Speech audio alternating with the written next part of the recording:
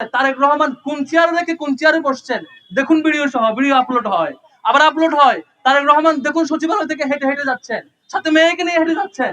এই ভিডিও দেওয়ার জন্য সাংবাদিকদের সময় হয়। তার সামনে থেকে কিশোরীকে উঠে নিয়ে গিয়ে একাধিকবার ধর্ষণ করে হত্যা করা হয়।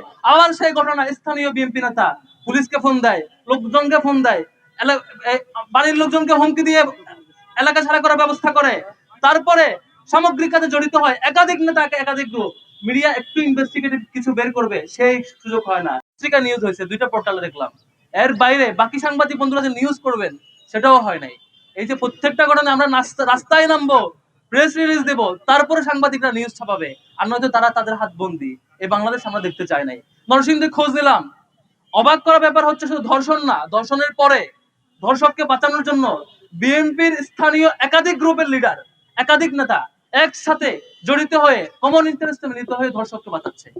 আমার অবাক লাগে এই যে মিডিয়াগুলোতে তারেক রহমান কোন চেয়ারে রেখে কোন চেয়ারে বসছেন দেখুন, ভিডিও সহ ভিডিও আপলোড হয়, আবার আপলোড হয়। তারেক রহমান দেখুন সচিবালয় থেকে হেঁটে হেঁটে যাচ্ছেন, সাথে মেয়েকে নিয়ে হেঁটে যাচ্ছেন।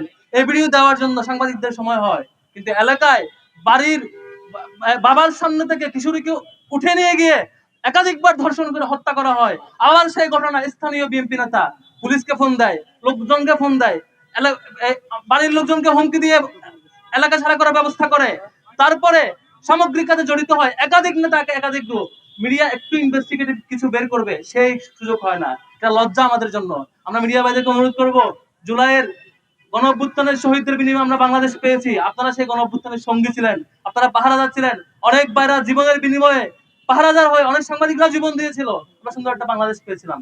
এখন আবারও ফেসিবাদকে ফিরিয়ে আনতে চায় না। আপনারা দায়িত্বশীল আচরণ আমরা আশা করি। সম্মানিত বন্ধুগণ, যে বাংলাদেশ জুলাই গণঅভ্যুত্থানের বিনিময়ে আজকে আমরা পেয়েছি, ঢাকা বিশ্ববিদ্যালয়ের এই নিরাপদ এরিয়া থেকে শুরু করে গ্রামের এলাকা পর্যন্ত প্রত্যেকটা এলাকা শুধু আজকে ধর্ষণ নয়, চাঁদাবাজি নয়, বরং ক্ষমতাসীন দল তাদেরকে পাহারা দেওয়ার কাজে ব্যস্ত হয়েছে। এটা খুবই দুঃখজনক, খুবই লজ্জাজনক।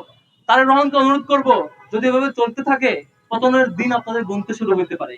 আপনারা যদি ক্ষমতায় থাকতে চান, ভালোভাবে চালাইতে চান, এখনই এই চাঁদাবাজ এবং দর্শনের ব্যাপারে সিরিয়াস হন। যদি সিরিয়াস না হন, এই যে ছাত্র দল থেকে শুরু করে স্থানীয় বিএনপি পর্যন্ত আপনার দলের প্রত্যেকটা পর্যায়ের লিডাররা এই যে চাঁদাবাজ এবং ধর্ষককে আশ্রয় দেয়, নারী হেনস্থাকারী প্রকাশ্যে ভিডিও পাবলিশ হওয়ার পরও তাদেরকে আশ্রয় দেয়, এই ঘটনা চলতে থাকলে এই চূড়ান্ত বিক্ষোভ, জনমনে যে বিক্ষোভ আপনারা লক্ষ্য করছেন, রাজু ভাস্কর্য থেকে এই বিক্ষোভ একেবারে তৃণমূল পর্যায়ে পর্যন্ত পৌঁছাবে।